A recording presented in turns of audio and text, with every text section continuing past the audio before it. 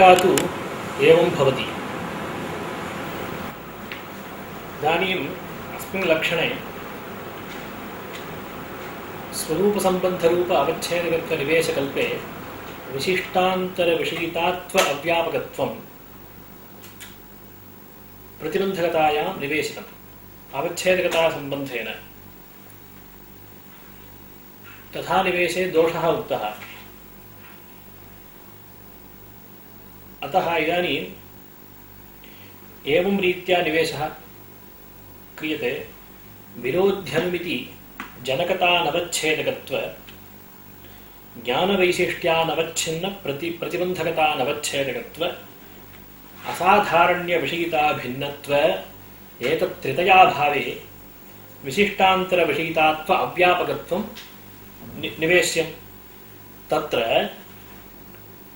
गुणवद्घटविषयितायां यः उक्तत्रितयाभावः वर्तते स च विशेषगुणवद्घटविषयितायां यः त्रितयाभावः निरुक्तत्रितयाभावः वर्तते स च एक एव। तस्मात् विशिष्टान्तरविषयितात्व अव्यापकत्वं न स्यात्। उक्तत्रितयाभावे विशिष्टान्तरविषयितात्वाव्यापकत्वं भज्येत। तस्मात् कथं गुणवद्घटरूप बाधघटिते विशेषगुणवद्घटे अव्याप्तिः वार्यते इति प्रश्नः। अतः स्थलं कीदृशमुक्तम्?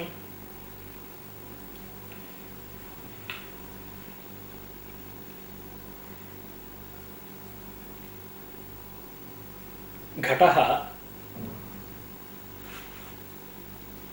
विशेषगुणवद्भिन्नः घटः गुणसामान्याभाववान् इति खलु स्थलमुक्तम्। एवञ्च तत्र आश्रयासिद्धिः बाधघटिता भवति। विशेषगुणाभाववान् घटः इति वा भवतु स्थलं। विशेषगुणाभाववान् घटः गुणसामान्याभाववान् इत्यत्र विशेषगुणवद्घटरूप आश्रयासिद्धेः कथं संग्रहः इति प्रश्नः। तत्र समाधानमुच्यते असाधारण्यविषयित्वावच्छिन्न प्रतियोगित्व ज्ञानवैशिष्ट्यानवच्छिन्न प्रतिबन्धकत्व विरोध्यनुमिति जनकत्वान्यतमे यद्रूपावच्छिन्न निरूपकताक विषयितात्व व्यापकत्वं विशिष्टान्तरविषयितात्व अव्यापकत्वञ्च निवेश्यं। व्यापकता च अवच्छेदकता सम्बन्धेनेति न दोषः इति। अयमेव ग्रन्थकृतः स्वाभिप्रेतः परिष्कारः। एवञ्च स्वरूपसम्बन्धरूप अवच्छेदकत्वनिवेशकल्पे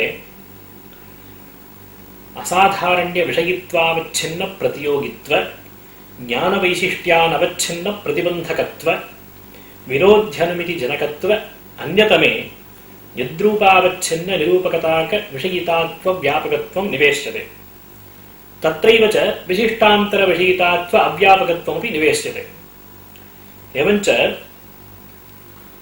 गुणवद्घटरूप बाधविषयितात्व अव्यापकत्वं तादृश अन्यतमे अस्ति इति पूर्वोक्त अव्याप्तिः वारणीया। कथम् इति चेत् अत्र व्यापकत्वम् अवच्छेदकतासम्बन्धेन विवक्षितम्। एवञ्च गुणवद्घटरूप बाधविषयितात्व व्यापकत्वम् असाधारण्यविषयित्वावच्छिन्न प्रतियोगित्वे विरोध्यनुमिति जनकत्वे च नास्त्येव। ज्ञानवैशिष्ट्यानवच्छिन्न प्रतिबन्धकत्वे अस्ति वा इति द्रष्टव्यम्। तत्र बाधज्ञाननिष्ठे ज्ञानवैशिष्ट्यानवच्छिन्न प्रतिबन्धकत्वे यद्यपि तादृश बाधविषयितात्व व्यापकत्वमस्ति तथापि बाधविषयितात्व व्यापकत्वम् आश्रयासिद्धि निश्चयनिष्ठ ज्ञानवैशिष्ट्यानवच्छिन्न प्रतिबन्धकत्वे नास्ति। एवञ्च तत्रापि लक्षणसमन्वयः सम्भवति इति अयमेव ग्रन्थकृतः सिद्धान्तः इति। तदुपरि पुनः शङ्का एवं सति ह्रदो वह्निमान् इत्यत्र वह्न्यभावव्याप्यव्याप्यवद्धृते अतिव्याप्तिः। ह्रदो वह्निमान् इत्यत्र वह्न्यभावव्याप्यवद्धृतः सत्प्रतिपक्षः, वह्न्यभावव्याप्यव्याप्यवद्धृतः सत्प्रतिपक्षोन्नायकः। एवञ्च तत्र अतिव्याप्तिः भवति। कथम् इति चेत्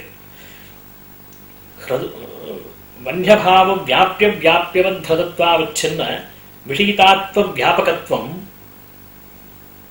तादृश अन्यतमभूते विरोध्यनुमिति जनकत्वे अस्ति।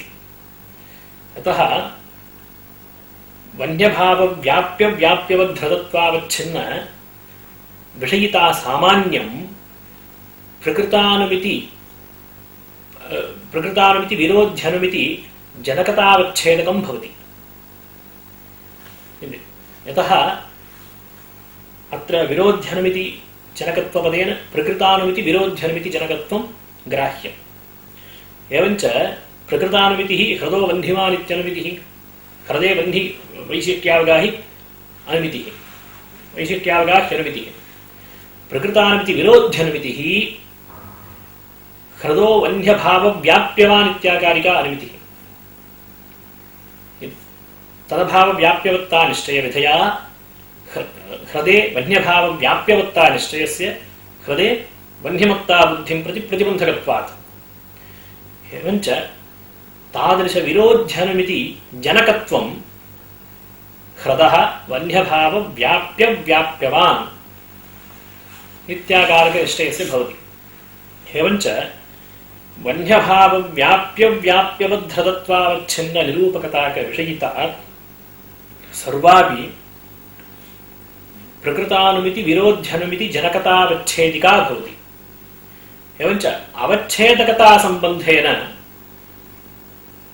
तादृशविषयितात्व वह्न्यभावव्याप्यव्याप्यवद्धृतत्वावच्छिन्ननिरूपकताकविषयितात्व व्यापकत्वं विरोध्यनुमिति जनकत्वे अस्ति। तादृश विषयितासु सर्वासु यदि विरोध्यनुमिति जनकतावच्छेदकत्वं भवति तर्हि अवच्छेदकतासम्बन्धेन विरोध्यनुमिति जनकत्वे तादृशविषयितात्वव्यापकत्वम् आयाति। यत्र यत्र तादृशविषयितात्वं वह्न्यभावव्याप्यव्याप्यवद्धृतत्वावच्छिन्न विषयितासु तत्र सर्वत्र अवच्छेदकतासम्बन्धेन विरोध्यनुमिति जनकत्वम् अस्ति इति। विरोध्यनुमिति जनकत्वस्य व्यापकतासम्बन्धेन अवच्छेदकतासम्बन्धेन तद्व्यापकत्वं सम्भवति। एवञ्च असाधारण्यविषयित्वावच्छिन्न प्रतियोगित्व ज्ञानवैशिष्ट्यानवच्छिन्न प्रतिबन्धकत्व विरोध्यनुमिति जनकत्व अन्यतमे यद्रूपावच्छिन्न निरूपकताक विषयितात्व निष्ठ स्वरूप संबंधावच्छिन्न व्याप्यता निरूपित अवच्छेदकता संबंधावच्छिन्न व्यापकता यदि विवक्ष्यते तर्हि अत्र अन्यतमभूते तादृशान्यतमभूते विरोध्यनुमिति जनकत्वे वह्न्यभावव्याप्यव्याप्यवद्धृतत्वावच्छिन्न विषयितात्व व्यापकत्वम् अवच्छेदकता संबंधावच्छिन्नम् अस्त्येव इति यद्रूपपदेन वह्न्यभावव्याप्यव्याप्यवद्धृतत्वम् आदाय तदवच्छिन्ने सत्प्रतिपक्षोन्नायके अतिव्याप्तिः। तदुपरि ताम् अतिव्याप्तिं वारयितुं परिष्कारान्तं वदति तादृशानुमिति प्रतिबद्ध्यानुमिति जनकताया एव विवक्षितत्वात् इति। अस्य अयमर्थः विरोध्यनुमिति जनकता इत्यनेन प्रकृतानुमिति प्रतिबन्धक अनुमिति प्रकृतानुमिति प्रतिबन्धकानुमिति जनकत्वं न विवक्षितम्। प्रकृतानुमिति प्रतिबन्धकानुमिति जनकत्वं न विवक्षितम्, अपितु प्रकृतानुमिति प्रतिबद्ध्यानुमिति जनकत्वमेव विवक्षितम्। विरोध्यनुमिति जनकत्वपदेन प्रकृतानुमिति प्रतिबद्ध्यानुमिति जनकत्वं विवक्षितम्। अर्थात् अनुमिति पदेन प्रकृतानुमिति प्रतिबद्ध्यानुमितिरेव स्वीकर्तव्या। विरोध्यनुमिति जनकता इत्यत्र विरोध्यनुमिति पदेन प्रकृतानुमिति प्रतिबद्ध्यानुमितिरेव गृहीतव्या। एवञ्च ह्रदो वन्ध्यमान् इत्यत्र वन्ध्यभाव व्याप्यवद्धते न अतिव्याप्तिः। तत्र विरोध्यनुमिति पदेन ह्रदो वन्यभाव व्याप्यवान् इत्याकारक अनुमितिमादाय खलु पूर्वम् अतिव्याप्तिः अभिहिता। इदानीं तस्याः अनुमितेः प्रकृतानुमिति प्रतिबद्धत्वं नास्ति। प्रकृतानुमितिः ह्रदो वन्ध्यमान् इत्याकारिक अनुमितिः।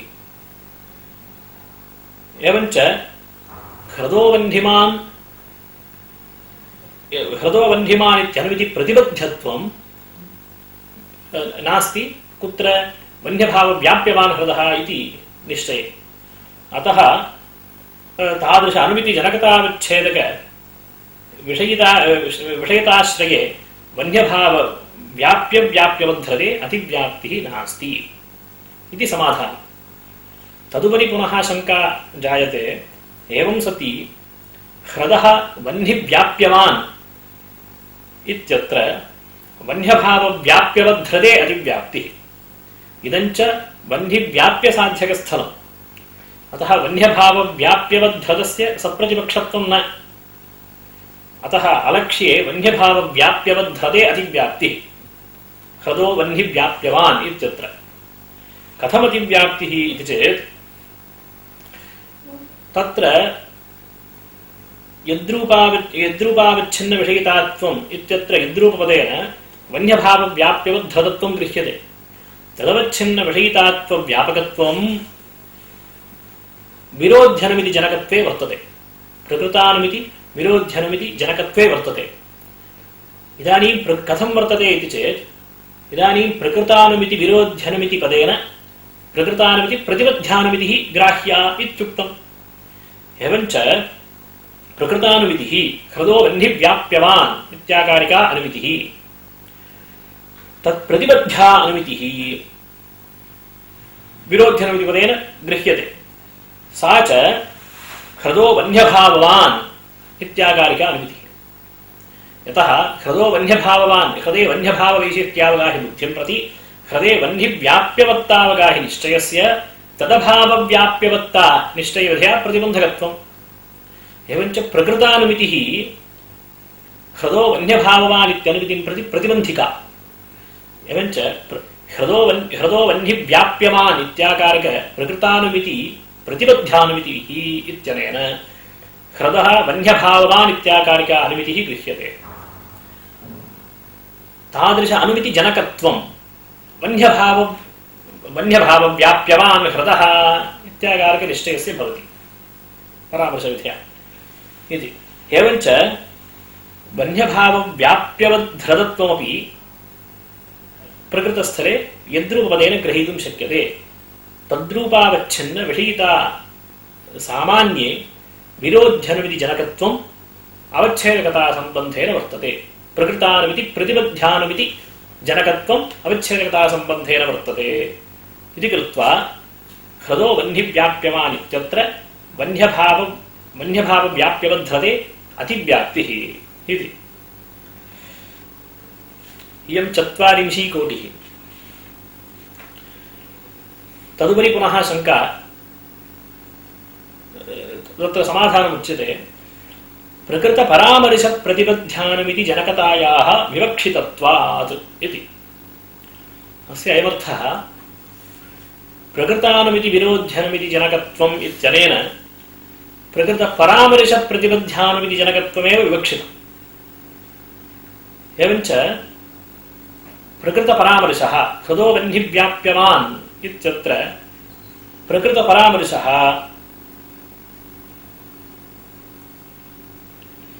वह्निव्याप्यवान् ह्रदः इत्याकारकः।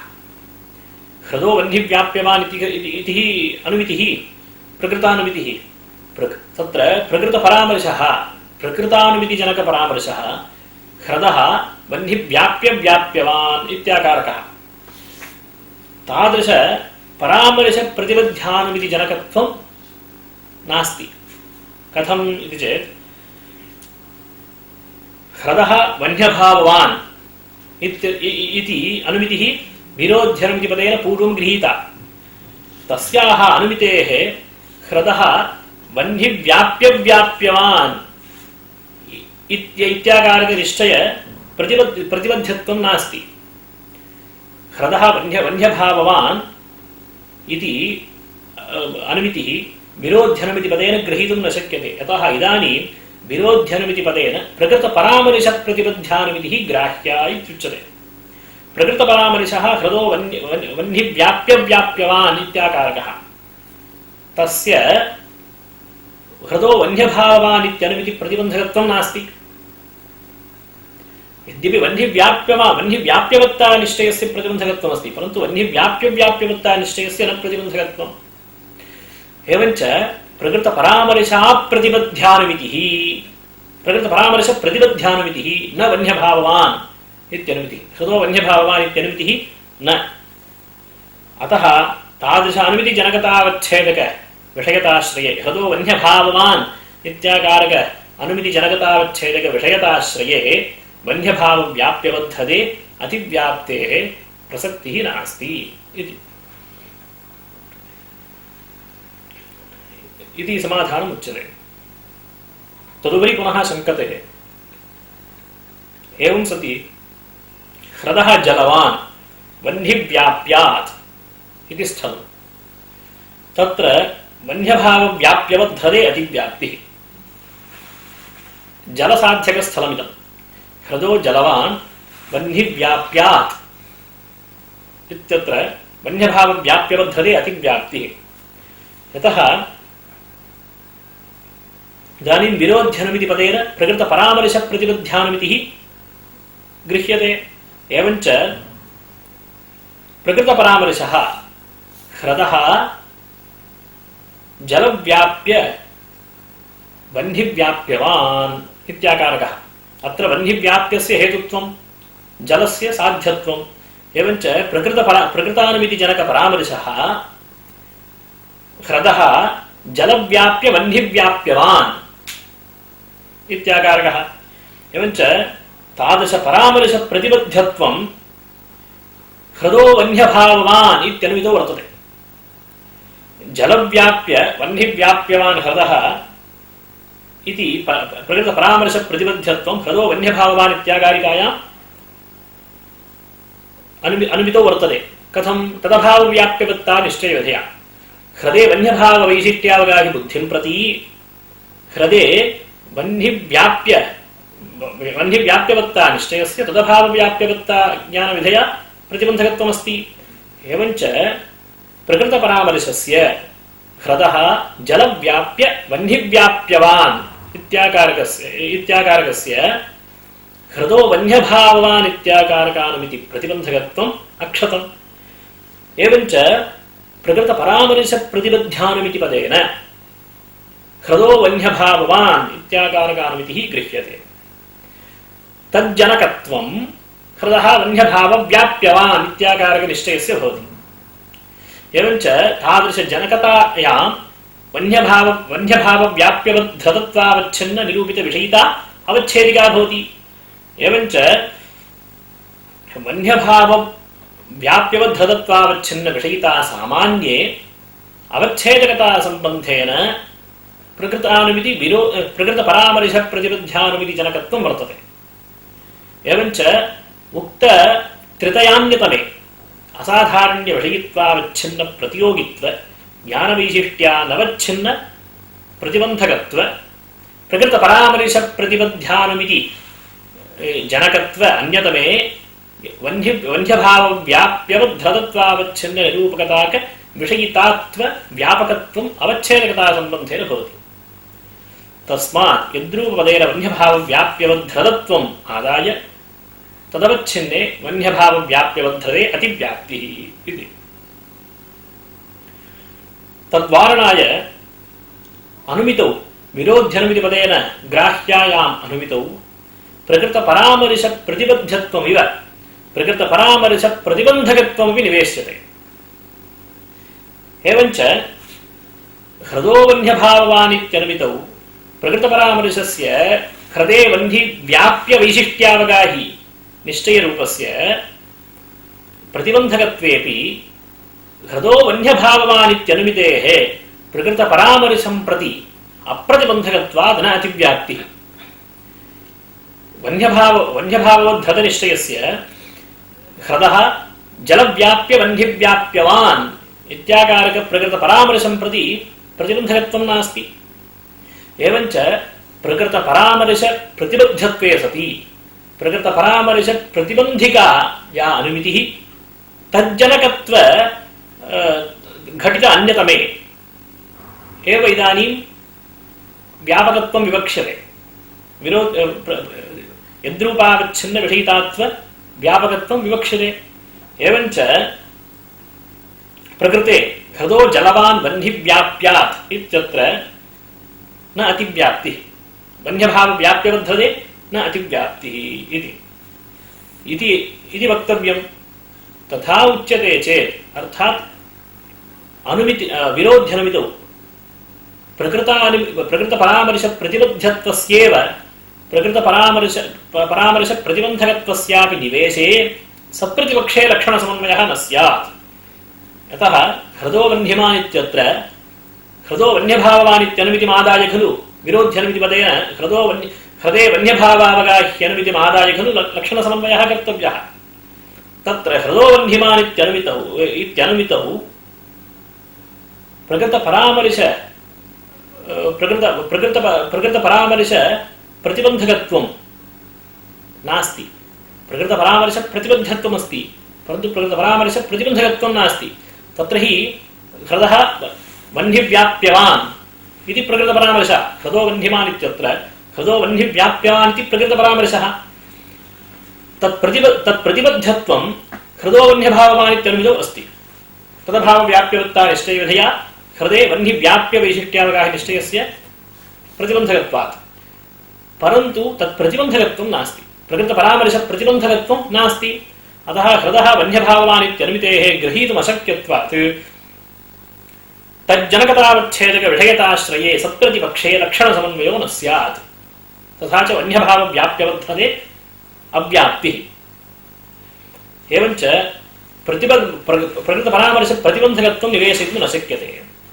प्रतिबद्धत्वमात्रनिवेशे च ह्रदो जलवान् वह्निव्याप्यादित्यत्र वह्न्यभावव्याप्यवर्धते अतिव्याप्तिः इति प्रश्नः।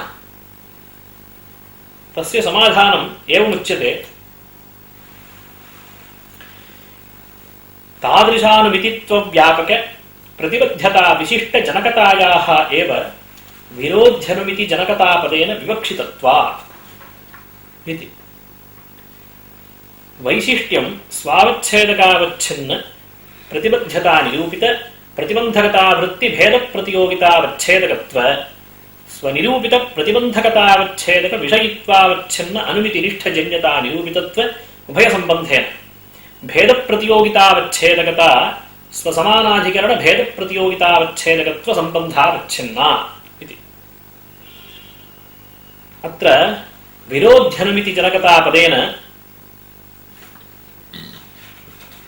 तादृश अनुमितित्व व्यापक प्रतिबद्धता विशिष्ट जनकता विवक्षते।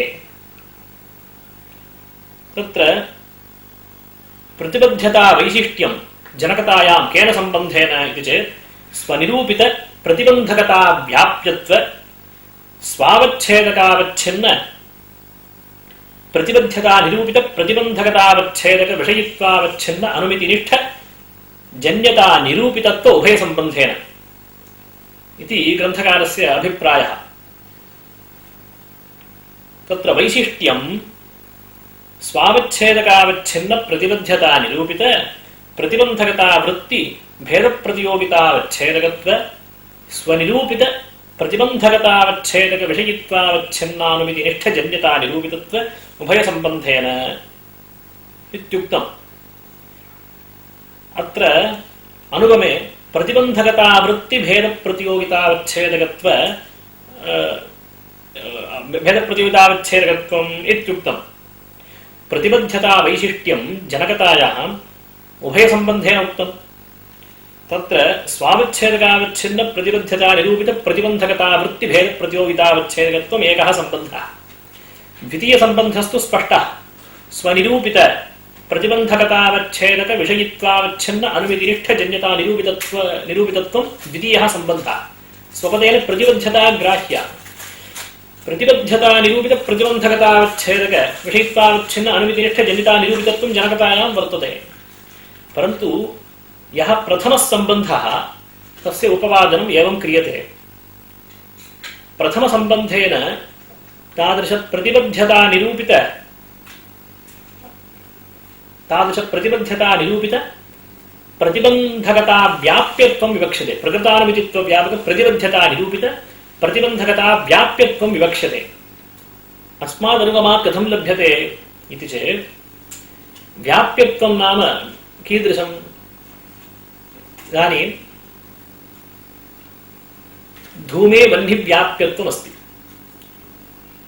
धूमे वर्तमानं वह्निव्याप्यत्वं कीदृशमिति चेत् स्ववृत्ति भेदप्रतियोगितावच्छेदकत्वरूपम्। इदानीं वह्निविशिष्टः धूमः, वह्निव्याप्यो धूमः इत्यस्य एवम् अनुगमः कर्तुं शक्यते। धूमनिष्ठं वह्निव्याप्यत्वं किं रूपमिति चेत् वह्निविशिष्टत्वरूपं। धूमः वह्निविशिष्टः। वैशिष्ट्यं स्ववृत्तिभेदप्रतियोगितावच्छेदकत्वसम्बन्धेन। भेदप्रतियोगितावच्छेदकता स्वसमानाधिकरणभेदप्रतियोगितावच्छेदकत्वसम्बन्धावच्छिन्ना। कथमुपपाद्यते इति चेत् स्वं वह्निः, वह्निनिष्ठः यः भेदः किं सम्बन्धावच्छिन्न अवच्छेदकताकप्रतियोगिताकभेदः ग्राह्यः इति चेत् स्वसमानाधिकरणभेदप्रतियोगितावच्छेदकत्वसम्बन्धावच्छिन्न अवच्छेदकताकप्रतियोगिताकभेदः ग्राह्यः। एवञ्च तत्र स्वसमानाधिकरणभेदप्रतियोगितावच्छेदकत्वसम्बन्धावच्छिन्न अवच्छेदकताक प्रतियोगिताकभेदः कः इति चेत् अव्यापकत्ववद्भेदः। यतः स्वसमानाधिकरण भेदप्रतियोगितावच्छेदकत्वं नाम अव्यापकत्वं, स्वसमानाधिकरणभेदप्रतियोगिता अनवच्छेदकत्वं व्यापकत्वं। स्वपदेन धूमः गृह्यताम्। स्वसमानाधिकरणभेदः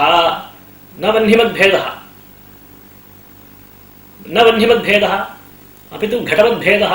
तत् प्रतियोगितावच्छेदकत्वं घटे प्रतियोगितावच्छेदक।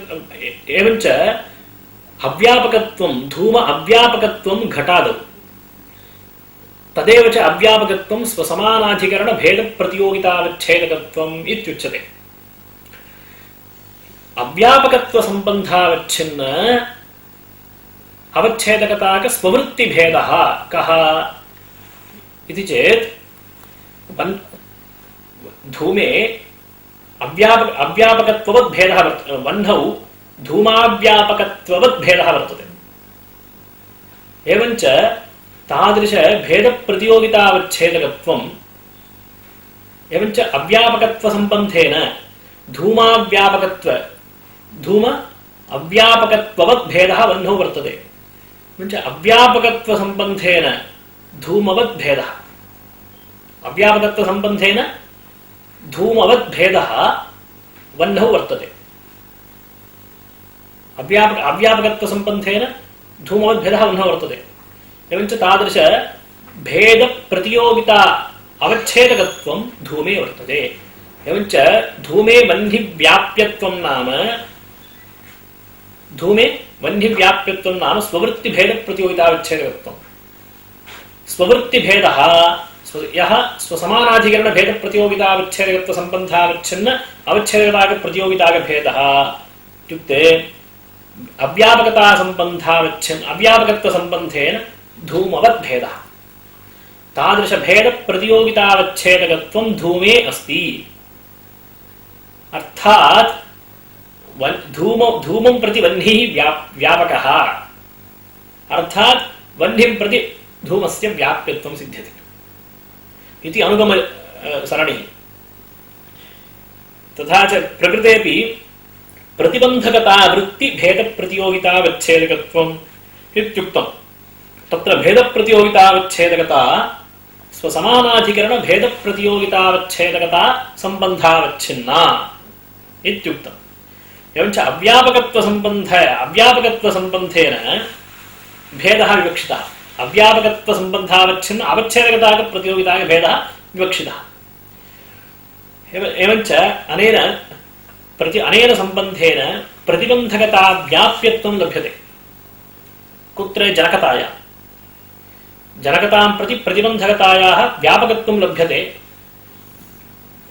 अर्थात् प्रतिबन्धकता व्याप्यत्वं सिद्ध्यति जनकतायाम्। एवञ्च तादृश अनुमितित्व व्यापक प्रतिबद्धता विशिष्ट जनकता ग्राह्या विरोध्यनुमिति जनकता पदेन।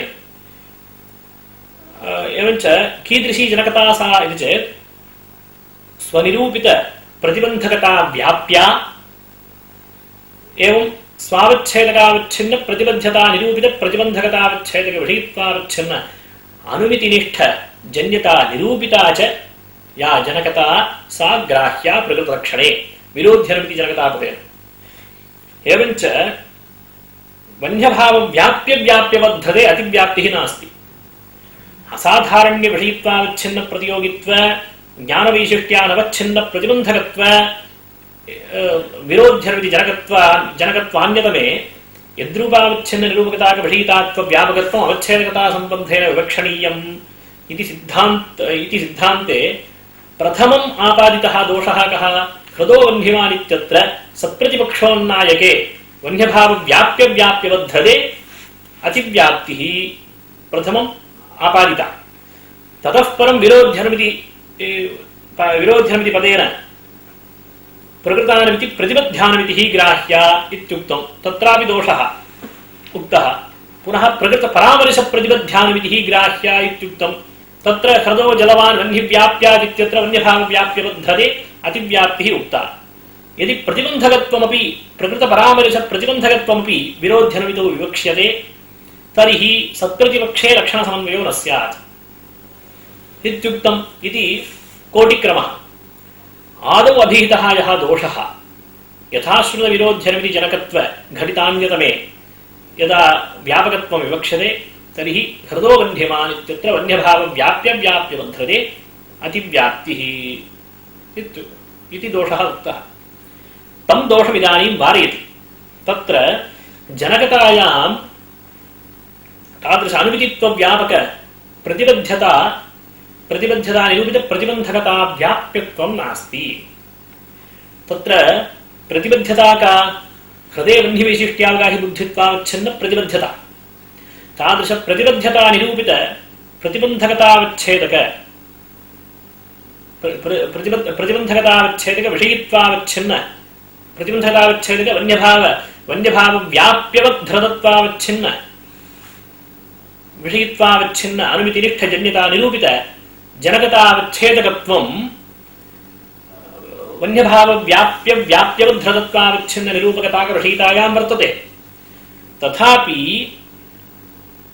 जनकतायां तादृश विषयिताशाली निश्चयीय जनकतायाम् अर्थात् वन्यभाव व्याप्य व्याप्यवद्धृतत्वावच्छिन्न विषयक निश्चयनिष्ठ जनकतायां तादृश प्रतिबद्धता निरूपित प्रतिबन्धकता व्याप्यत्वं नास्ति इति। कुतः इति चेत् तादृश प्रतिबन्धकता शून्ये हृदः वन्यभाव व्याप्य व्याप्यमान् इत्याकारक निश्चयेपि जनकता वर्तते।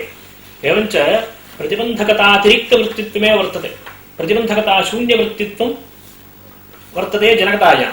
तस्मात् तथाविध प्रतिबन्धकता व्याप्यत्वं नास्ति विरोध्यनुमिति जनकतायाम् इति प्रथमसम्बन्धेन तथाविध प्रतिबद्धता वैशिष्ट्यं जनकतायां नास्ति। तादृशानुमितित्वव्यापक प्रतिबद्धता वैशिष्ट्यं स्वावच्छेदकावच्छिन्न प्रतिबद्धता निरूपित प्रतिबन्धकता वृत्ति भेद प्रतियोगितावच्छेदकत्व संबंधेन जनकतायां नास्ति।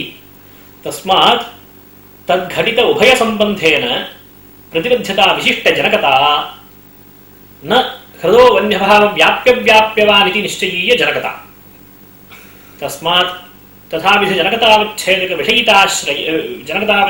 विषयिता निरूपके वन्यभाव व्याप्य व्याप्यवद्धते न अतिव्याप्तिः इति एवं रीत्या निवेश्य दोषवारणेऽपि ह्रदः वह्निमान् इत्यत्र वह्न्यभाव व्याप्य व्याप्य वह्न्यभाववद्धते अतिव्याप्तिः इदमपि सप्रतिपक्षोन्नायकमेव विशिष्टम् एवञ्च अत्र वह्न्यभाव व्याप्य व्याप्यत्वेन वह्न्यभावः विवक्षितः अर्थात् वह्न्यभाव व्यापक वह्न्यभाव व्याप्य समानाधिकरण वह्न्यभाववद्धते अतिव्याप्तिः ह्रदपक्षक वह्निसाध्यक स्थले तत्र विरोध्यनमिति जनकतायां प्रतिबन्धकता व्याप्यत्व निवेशेन वह्न्यभाव व्याप्यानुमिति जनकतायाः प्रतिबन्धकता व्याप्यत्वं नास्ति इति वह्न्यभाव व्याप्य व्याप्यवद्धते अतिव्याप्तिः कथमिति चेत् वह्न्यभाव व्यापक वह्न्यभाव व्याप्य समानाधिकरण वह्न्यभाववान् ह्रदः इत्येव तादृश विशिष्ट निश्चयः अयञ्च निश्चयः व्यापक सामानाधिकरण्यरूप व्याप्त्यवगाही तस्य विरोध्यनमिति जनकत्वं वर्तते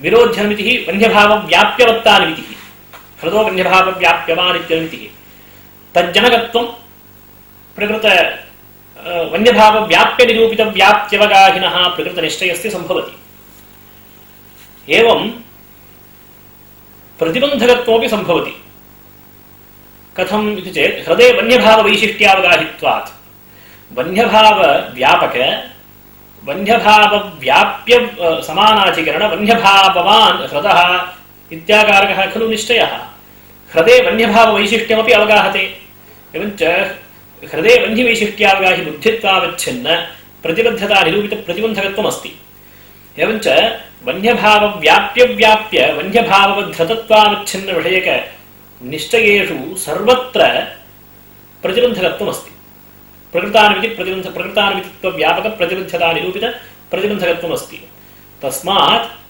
प्रतिबन्धकता जनकता व्यापिका भवति विरोध्यनमिति जनकतायां तथाविध प्रतिबन्धकता व्याप्यत्वमस्ति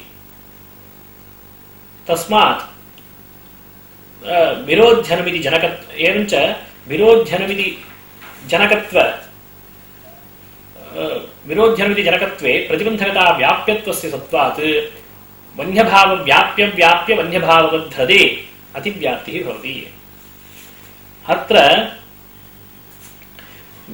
ग्रन्थे एवम् उक्तमस्ति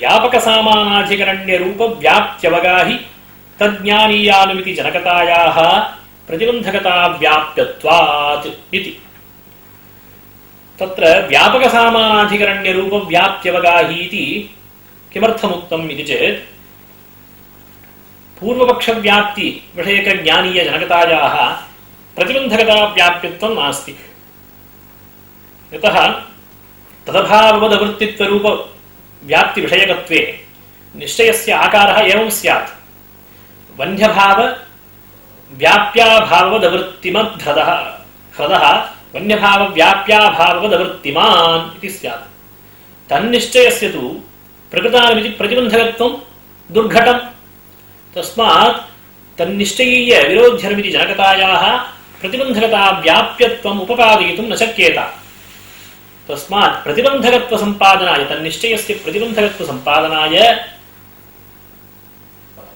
वह्न्यभाव व्यापक सामानाधिकरण्य रूप व्याप्त्यवगाहित्वम् उक्तम् कथं तत्र पूर्वपक्ष व्याप्ति विषयक विरोध्यनमिति जनक ज्ञाने हेतुतावच्छेदक रूपेण हेतोः भानं नास्ति न स्वीक्रियते यतः हेतुतावच्छेदकस्य प्रवेशाभावे सत्प्रतिपक्षस्य ऐकरूप्यं भवति इति लाघवम् अनेनैव अभिप्रायेण भट्टाचार्येणापि सामान्यनिरुक्तमेवमुक्तं न च दर्शितविशिष्टस्य सत्प्रतिपक्षता न स्वीक्रियते अपितु हेतुतावच्छेदका घटित साध्या भावाभाववदवृत्तिमत्पक्षात्मकविशिष्टस्यैव इति। तथा च व्यापकसामानाधिकरण्यरूप व्याप्त्यवगाही निश्चयस्यैव प्रतिबन्धकत्वं वक्तव्यम्। वन्यभावस्य तत्र हेतुत्वं सम्पाद्य प्रतिहेतु तत्र प्रतिबन्धकत्वम् उपपादनीयम्। एवञ्च व्यापकसामानाधिकरण्यरूप व्याप्ति घटित सत्प्रतिपक्षोन्नायके अतिव्याप्तिः। अयञ्च दोषः अनतिरिक्तवृत्तित्वरूप अवच्छेदकत्वनिवेशकल्पे न सम्भवति। यतः तत्पक्षे प्रकृतानुमितित्वव्यापक प्रतिबद्धता निरूपित प्रतिबन्धकतायां विशिष्टान्तरविषयित्वाव्यापकत्वं निवेश्यते। तत्र विशिष्टान्तरविषयितापदेन वन्यभावबद्धदत्तावच्छिन्न निरूपित विषयिता गृह्यते। तादृश विषयिता व्यापकत्वमेव प्रतिबन्धकतायाम् अस्ति। एवञ्च प्रतिबन्धकतायां विशिष्टान्तरविषयित्वाव्यापकत्वविरहादेव अनतिरिक्तवृत्तित्वनिवेशकल्पे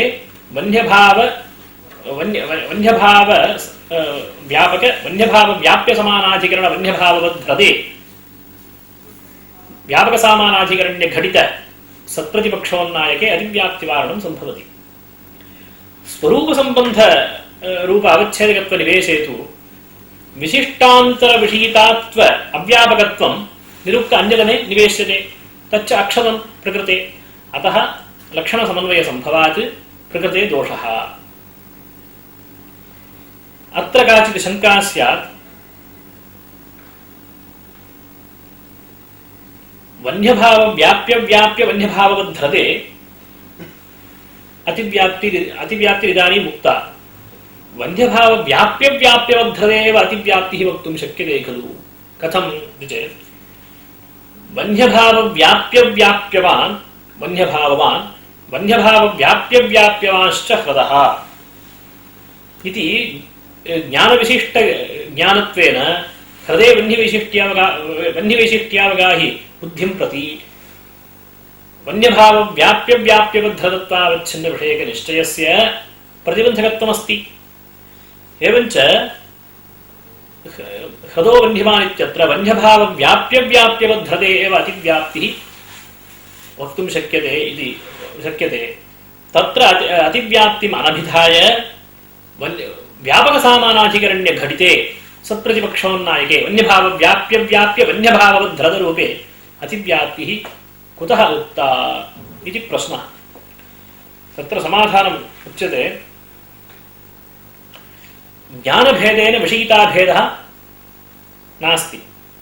एवञ्च वन्यभावव्याप्यवद्धदत्तावच्छिन्न निरूपकताक विषयितात्वव्यापकत्वं ज्ञानवैशिष्ट्यावच्छिन्न प्रतिबन्धकत्वे इत्यपि अस्ति।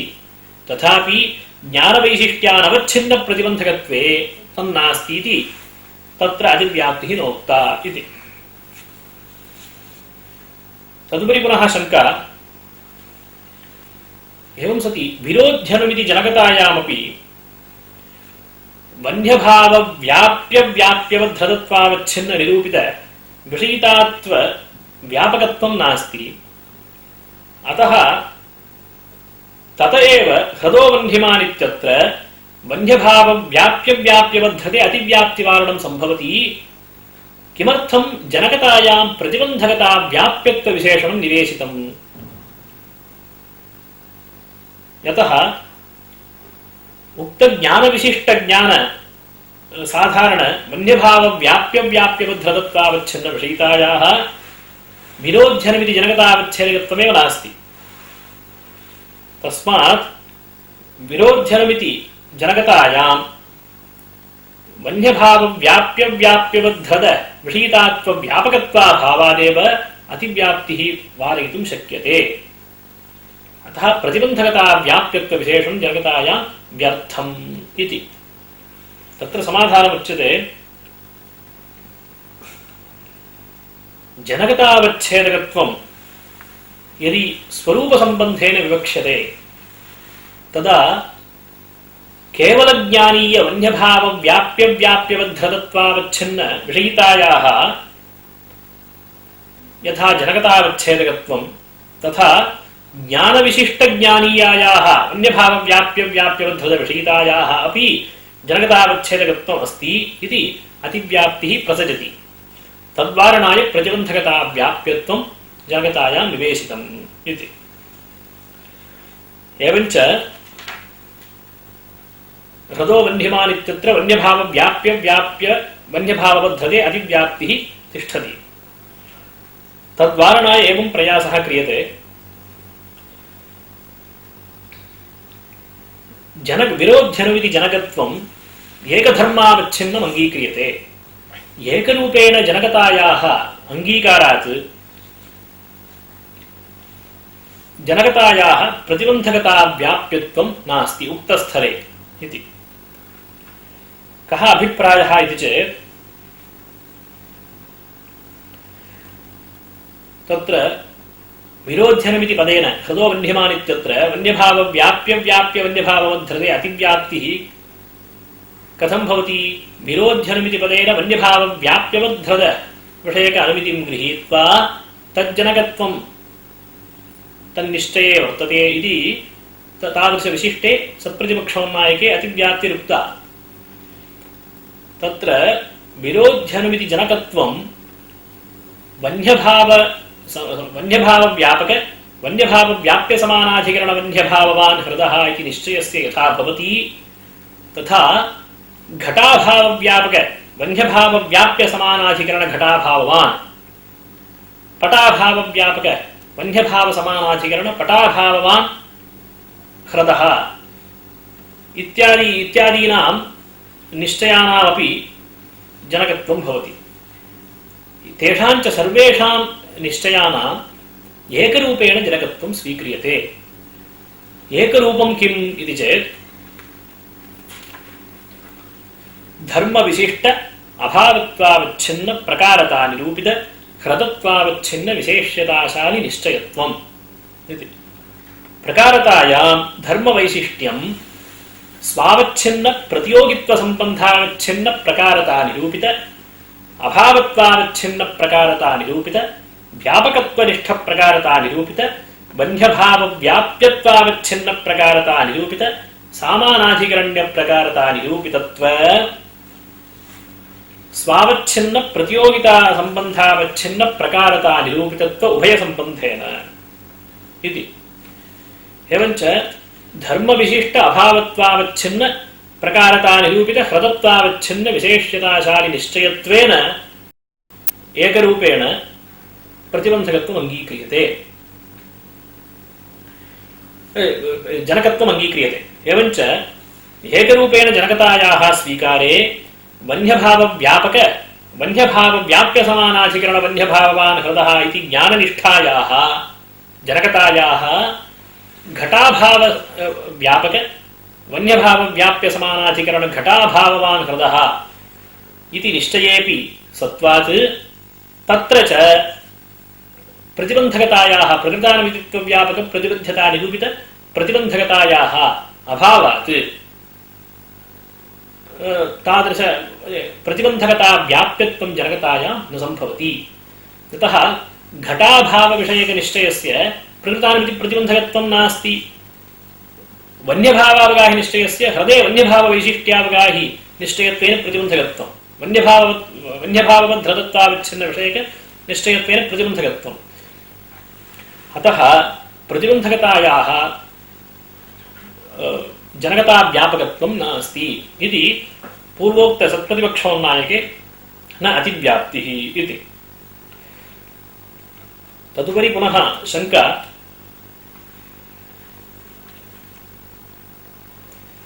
यद्यपि इत्यादिना कृता। यद्यपि प्रतियोगी वैयधिकरण्य घटित तदघटित व्याप्ति ज्ञानयोः सिद्धान्तलक्षणे व्याप्त्यनुगमोक्तरीत्या एकरूपेण जनकत्वे जनकतायां प्रतिबन्धकता व्याप्यत्वं न सम्भवति इत्यादिना। तस्य अयं भावः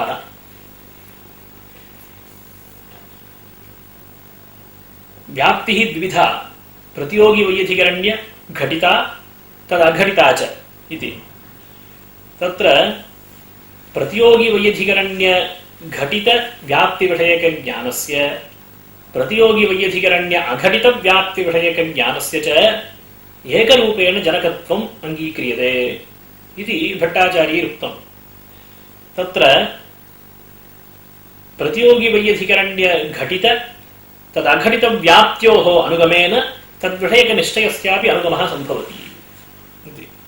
तत्र उभयविध व्याप्त्योः अनुगमः कथम् इति चेत् प्रतियोगी वैयधिकरण्य घटित व्यभिचारग्रह प्रतिबन्धकतावच्छेदक विषयतावत्वेन रूपेण अनुगमः सिद्धान्तलक्षणे अभिहितः।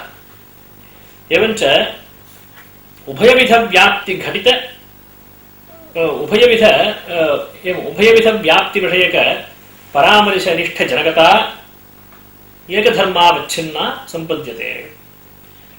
प्रतिबन्धकता तु भिन्ना।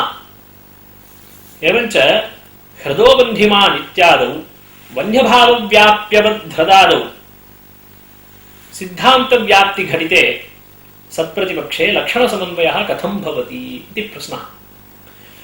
यतः इदानीं व्यापकसामानाधिकरण्यघटितसत्प्रतिपक्षमात्रे अव्याप्तिः भवति। तत्र प्रतिबन्धकताभेदः कथम् इति वक्तव्यम्। प्रतिबन्धकतायाः भेदे जनकतायाश्च ऐक्ये एकविध प्रतिबन्धकता शून्येऽपि ज्ञाने अनुगतजनकतायाः सत्त्वात् प्रतिबन्धकता शून्यवृत्तित्वं जनकतायाम् आगतमिति प्रतिबन्धकता व्याप्यत्वं भज्येत।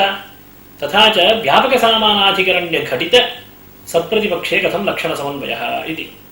तत्र प्रतिबन्धकता भेदः कथम् इति चेत् प्रतियोगी वैयधिकरण्यघटित व्याप्तिविषयकपरामर्शः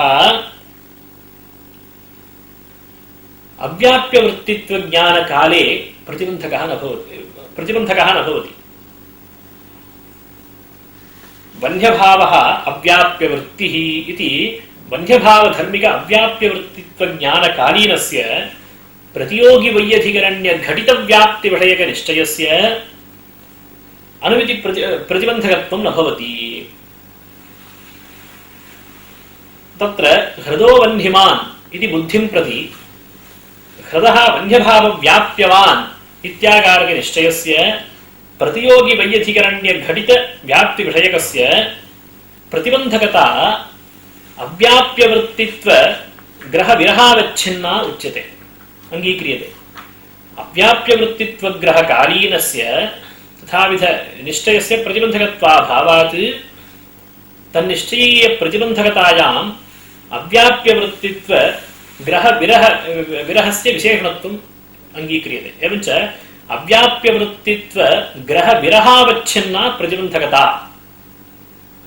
कस्य वन्यभावव्याप्यवान् हृदः इति प्रतियोगी वैयधिकरण्यघटितव्याप्तिविषयकस्य निश्चयस्य। प्रतियोगी वैयधिकरण्य अघटितव्याप्तिविषयक निश्चयनिष्ठाया प्रतिबन्धकता सा अव्याप्यवृत्तित्वग्रहविरहावच्छिन्ना न। तत्र तु अव्याप्यवृत्तित्वग्रहस्य न उत्तेजकत्वम्। एवञ्च अव्याप्यवृत्तित्वग्रह विरहानवच्छिन्ना सा प्रतिबन्धकता। कस्य प्रतिबन्धकता? प्रतियोगी वैयधिकरण्य अघटितव्याप्तिविषयकनिश्चयस्य या प्रतिबन्धकता सा अव्याप्यवृत्तित्वग्रहविरहानवच्छिन्ना भवति। यतः तदभावस्य अव्याप्यवृत्तित्वमात्रेण तदभावनिरूपित प्रतियोगी वैयधिकरण्य अघटित व्याप्तिविशिष्टेन सह तत्सामानाधिकरण्यं न सम्भवति। अतः तत्र तत्स्थले अव्याप्यवृत्तित्वज्ञानस्य उत्तेजकत्वं नाङ्गीक्रियते। तथा च सिद्धम् इति चेत् व्यापकता घटितसत्प्रतिपक्षमात्रे अव्याप्तिः प्रसजति। तत्र शङ्का स्यात्, व्याप्यवृत्तिसाध्यकस्थले प्रतियोगी वैयधिकरण्य अघटितव्याप्तिरेव अनुमित्य औपैकी एवञ्च तत्र प्रतिबन्धकतायां जनकता व्यापकत्वं सम्भवत्येव खलु। एवञ्च व्यापकसामानाधिकरण्यघटितसत्प्रतिपक्षमात्रे अव्याप्तिरिति कथम् इति शङ्का। तत्र उच्यते व्याप्यवृत्तिसाध्यकस्थलेऽपि व्याप्यवृत्तेः साध्यस्य अव्याप्यवृत्तित्वभ्रमदशायां तत्स्थले प्रतियोगी वैयधिकरण्यघटितव्याप्तेरेव अनुमित्यौपैकत्वात् तत्रापि अव्याप्तिः प्रसजति इति। एवं शङ्का एवञ्च सत्प्रतिपक्षे अव्याप्तिशङ्का जाता।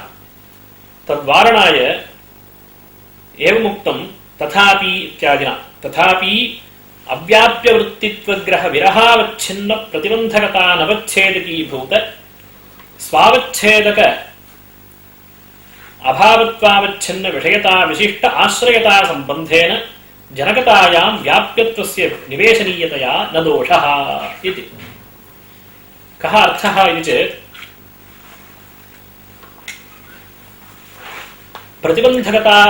प्रतिबन्धकताः व्यापकत्वं जनकतायाः व्याप्यत्वं च विवक्षितम्।